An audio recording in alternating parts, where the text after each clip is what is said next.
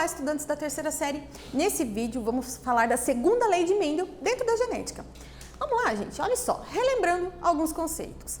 Aqui a gente está vendo a forma larval de uma mosca e ela na forma adulta. E está dizendo aqui que ela é heterozigota, azão, azinho.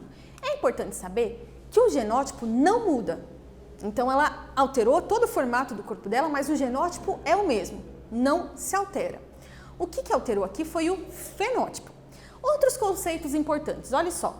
No caso aqui, ela é azão-azinho. Então ela é dominante, a característica, porque ela tem um azão. A característica dominante ela só precisa de uma dose única para que a característica ocorra, né? Então, tendo um azão, a característica já vai ocorrer. No caso do recessivo, precisa estar em dose dupla, azinho-azinho, para que a característica ocorra. No caso aqui, dominante essa característica, então. Homozigoto, igual azão-azão ou azinho-azinho. Heterozigoto, diferente, azão-azinho, que é o caso da nossa mosquinha aqui. Importante, então, ressaltar que o que alterou foi o fenótipo. O genótipo não mudou. O fenótipo fez com que o formato corporal do animal mudasse, né? Ela sofreu uma metamorfose ao longo do ciclo de vida. Então, esses conceitos são fundamentais, precisam estar bem fixos.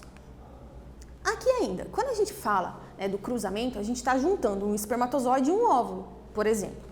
Então, aqui eu coloquei 4 óvulos, 4 espermatozoides. Vou juntar pelo quadrado de Pinet. 100% dos indivíduos serão azão-azinho nesse caso, porque eu fiz o cruzamento de 2 indivíduos homozigotos, um dominante, outro recessivo. Vou colocar aqui ainda o cruzamento de um indivíduo heterozigoto. Fazendo esse cruzamento, eu vou ter a proporção genotípica 1:2:1 e a proporção fenotípica 3:1. Então, isso também já tem que ter aprendido a fazer. Segunda lei de Mendel. Então, até agora, o que foi estudado na primeira lei de Mendel mostra que as características são estudadas separadamente, uma de cada vez. Na segunda lei de Mendel, ele começa a unir essas características. Então, a gente chama de dihibridismo, porque ele estuda 2 características simultaneamente. A lei da segregação independente. Então, essas características pertencem a cromossomos diferentes. Como está em cromossomos diferentes, a segregação se dá de forma independente. Quando vai formar os gametas, tem diferentes combinações possíveis. Então, pode ter gameta, nesse caso aqui, azão-bezão, azão-bezinho, azinho-bezão, azinho-bezinho. 25% de chance de cada gameta aqui ocorrer. Quando vou juntar esses gametas, agora eu preciso juntar de 2 em 2, e não mais de 1 em 1. Então, o meu quadrado de Pinet vai ficar um pouco diferente. Como é que eu faço isso? O jeito mais fácil de fazer é fazer os cruzamentos de forma separada. Por quê? Porque a separação ocorre de forma independente. Vou fazer aqui, no caso do meu exemplo, sobre visão, vou falar aqui primeiro da visão mesmo. Olha só, fiz o cruzamento, segundo os dados que o exemplo me deu. Agora eu vou fazer o cruzamento para a segunda característica, que é o poder dobrar ou não a língua. Fiz o cruzamento. Agora que eu já fiz o cruzamento das 2 coisas separadamente, eu vou juntar as probabilidades. Então, vou usar a regra do E.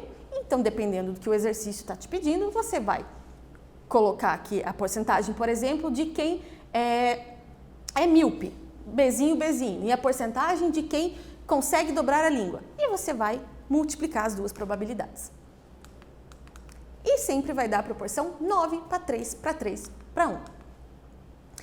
Segunda lei de Mendel é importante porque Mendel não estudou apenas uma característica da ervilha, ele estudou várias.